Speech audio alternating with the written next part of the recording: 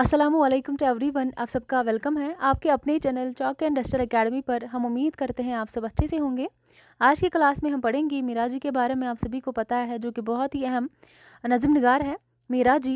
तो जो है इनके बारे में आज हम हालात ज़िंदगी और इनकी अदबी खिदमत का जायज़ा लेंगे। तो चलिए, तो अगर हम देखेंगे मीरा जी जो है इनका असल नाम क्या था, तो इनका जो असल नाम था सनाउल्लाह डार सानी जो है इनका असल नाम था मीरा जी का। और मुंशी मोहम्मद मेहताबुद्दीन के यहाँ 1912 ईस्वी को लाहौर में जो है मीरा जी पैदा हुए हैं। तो बात करेंगे इनकी इंतकाल के बारे में। 38 साल की उम्र में 1949 ईस्वी में इनका इंतकाल हुआ था। बम्बई में इनका इंतकाल हुआ था और लाहौर में इनकी पैदाइश हुई है। और वालिद का अगर देखेंगे, वालिद का नाम क्या था? मुंशी मोहम्मद मेहताबुद्दीन इनके वालिद का नाम था, जो रेलवे में क्या थे? इंजीनियर थे, जिनका जो है मुख्तलिफ शहरों में तबादला होते रहने की वजह से मीरा जी की तालीम व जो है तरबियत में मुख्तलिफ अवकात में मुख्तलिफ मकामात पर हुई है। इनकी जो तालीम है बहुत ही जो है मुख्तलिफ जो है मकामात पर जो है हुई है, क्योंकि इनके जो वालिद थे वो रेलवे में इंजीनियर थे, तो उनका जो है मुख्तलिफ शहरों में तबादला हुआ करता था। तो इसके बाद अगर हम बात करेंगे, मीरा जी ने कम उम्री से ही नज़में कहने का आगाज़ किया था। यानी कि मीरा जी की उम्र जो है कम थी, तो इन्होंने कम उम्री से ही जो है नज़में कहने का आगाज़ किया था, शुरुआत की थी। तो इब्तदाई दौर शायरी में वो जो शायरी का इब्तदाई दौर था मीरा जी का, उसमें क्या तखल्लुस किया करते थे? तो साहिरी तखल्लुस करते थे। लेकिन एक बंगाली लड़की जिसका नाम मीरा सीन जिसका नाम है, उसके एक तरफा इश्क में गिरफ़्तार होकर मीरा जी तखल्लुस इस्तेमाल कर लिया। तो मीरा जी के बारे में हम बात कर रहे हैं। इन्होंने अपनी जो है कम उम्री में ही इन्होंने नज़में कहने का आगाज़ किया था, और इब्तदाई दौर में ही शुरुआत में ही जो है शायरी में क्या तखल्लुस किया करते थे? तो साहिरी तखल्लुस किया करते थे। लेकिन उसके बाद एक बंगाली लड़की जो जिसका नाम था मीरा सीन, उसके एक इश्क में जो है गिरफ़्तार हो गए थे, जो कि एक तरफा था, और इन्होंने जो है मीरा जी तखल्लुस उसके बाद इख्तियार कर लिया। तो उसके बाद अगर देखेंगी मीरा जी की वालिदा, जो इनकी वालिदा है उनका नाम क्या था? तो ज़ीनत बेगम जो है इनकी वालिदा है। इनकी वालिदा का नाम ज़ीनत बेगम था, उर्फ़ सरदार बेगम था इनकी वालिदा। तो उसके बाद बात करेंगी, मीरा जी जो है मैट्रिक पास नहीं कर सके थे, तो इन्होंने मैट्रिक पास नहीं किया था क्योंकि ये कर ही नहीं पाए थे। तो इसके बाद जो है मीरा जी ने अदबी दुनिया लाहौर में सियासी मज़ामीन लिखे थे। जो मीरा जी है इन्होंने अदबी दुनिया लाहौर में सियासी मज़ामीन लिखे थे। किस में? अदबी दुनिया में। और 1937 ईस्वी में वो रिसाला अदबी दुनिया के नायब मुदीर बने। ये रिसाला जो है अदबी दुनिया, सबसे पहले क्या मैंने बताया, लाहौर के अंदर जो है अदबी दुनिया जो है जो कि निकलता है, इसमें इन्होंने अपने सियासी जो है मज़ामीन लिखे थे मीरा जी ने। और 1937 ईस्वी में इस रिसाले में, जिसका नाम अदबी दुनिया है, इसके नायब मुदीर बने थे मीरा जी। तो उसके बाद जो है 1941 ईस्वी में इन्होंने, यानी कि मीरा जी ने ऑल इंडिया रेडियो में मुलाजमत इख्तियार की, जहां इन्होंने गीत निगारी की तरफ तवज्जो की। इन्होंने जो है यहाँ पर गीत निगारी की तरफ तवज्जो दी, जिनका मजमुआ गीत ही गीत के नाम से शाया हुआ था। ये मजमुआ जो है गीत ही गीत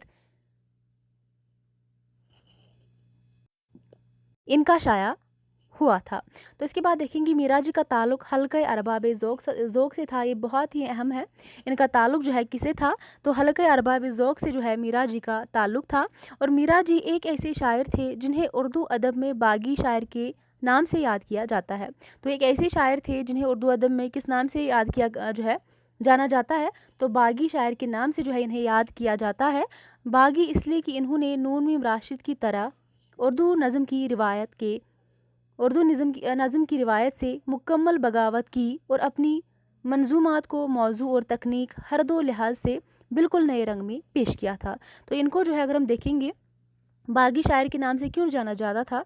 इन्होंने जो है नून मीम राशिद की तरह उर्दू नज़म की रिवायत मुकम्मल बगावत की, और अपनी जो है मंजूमात को मौजू और तकनीक हर दो लिहाज से बिल्कुल नए रंग में पेश किया था। तो इसके बाद आगे देखेंगे इनकी कुछ तसनीफ़ात है, इसके बारे में जो है देखेंगे। जिनकी शायरी की जो कुछ तसनीफ़ात है, मीरा जी के गीत बहुत ही अहम है 1943। उसके बाद मीरा जी की नज़में 1944, गीत ही गीत 1944, پابند نظمیں 1968، سہ آتشہ 1992، کلیات میراجی، یہ کلیات میراجی جو ہے اس کو مرتب کیا ہے ڈاکٹر جمیل جالبی نے 1944 عیسوی میں، تو بہت ہی اہم ہے، آپ یاد رکھیں گے۔ اس کے علاوہ اس نظم میں 1944 مشرق و مغرب کے نغمے، یہ تنقید کے حوالے سے ان کی تصنیف ہے 1958۔ یہ ساری کی ساری تصنیفات جو ہے میراجی کے حوالے سے بہت ہی اہم ہے۔